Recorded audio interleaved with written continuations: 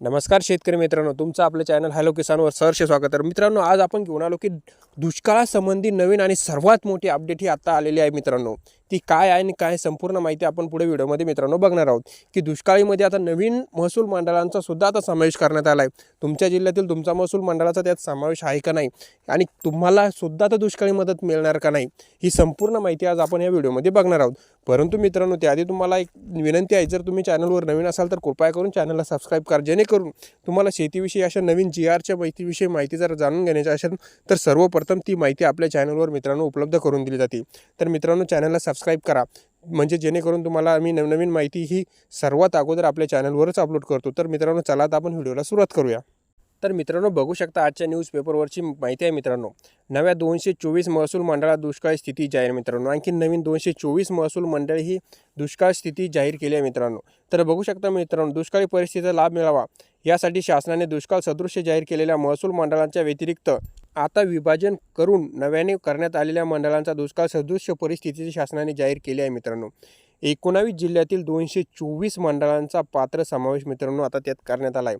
19 मंडळातील 224 बघू शकता मित्रांनो, 19 जिल्ह्यातील 224 मंडळांचा दुष्काळी स्थितीमध्ये आता मित्रांनो समावेश हा करण्यात आला आहे.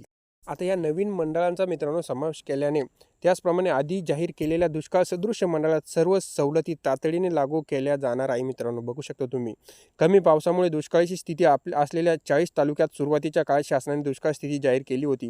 त्यानंतर पुन्हा टंचाई असलेल्या व ज्या महसूल मंडळात जून ते सप्टेंबरमध्ये 1021 मंडळापैकी ज्या मंडळाचे विभाजन होऊन नवीन मंडळे स्थापन करण्यात आली आणि त्या मंडळातील अद्याप पर्जन्यमान यंत्र बसविण्यात आलेले नाही, अशी वार्षिक महसूल मंडळे देखील दुष्काळ सदृश्य मंडळे म्हणून जाहीर करण्यात आली. आता आपण बघू कोणत्या जिल्ह्यातील किती मंडळ आहे. मित्रांनो, सोलापूरमधील 14 मंडळ, सातारामधील 12 मंडळ, सांगलीमधील 2 मंडळ, सोलापूरमधील 10 मंडळ, कोल्हापूरमधील 5 मंडळ, नाशिकमधील 13 मंडळ, धुळेमधील 23 मंडळ, जळगावमधील 24 मंडळ, नगरमधील 34 मंडळ, छत्रपती संभाजीनगरमधील 16 मंडळ, जालनामधील 3 मंडळ, परभणीमधील 13 मंडळ, हिंगोलीमधील 7 मंडळ, नांदेडमधील 5 मंडळ, लातूरमधील 6 मंडळ, बीडमधील 19 मंडळ, धाराशिवमधील 10 मंडळ, नागपूरमधील 5 मंडळ आणि मित्रांनो वर्धामधील 3 मंडळ, असे एकूण मित्रांनो 19 जिल्ह्यातील 224 नवीन मंडळांचा मित्रांनो आता समावेश हा दुष्काळासाठी करण्यात आला. मित्रांनो, तर मग मित्रांनो, दुष्काळासाठी करण्यात आला. आता दुष्काळासाठी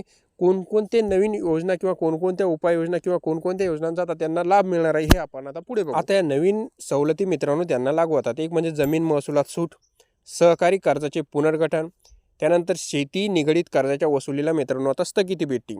त्यानंतर कृषी पंपाच्या चालू वीज बिलात 33.5% सूट मिळतात. चालू आपलं जे वीज बिल आहे ना शेतीचं, त्याच्यात 33.5% मित्रांनो सूट मिळते. त्यानंतर शालेय महाविद्यालयीन विद्यार्थ्यांच्या परीक्षा शुल्कात सुद्धा माफी मिळते मित्रांनो, जिथे दुष्काळ आहे तिथे.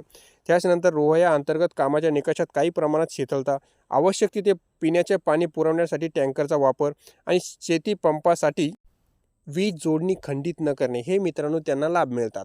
तर मित्रांनो, ही होती संपूर्ण माहिती. जर माहिती आवडली असल्यास नक्की आपल्या चॅनलला सबस्क्राईब करा, जेणेकरून तुम्हाला अशी नवनवीन माहिती लवकर भेटेल.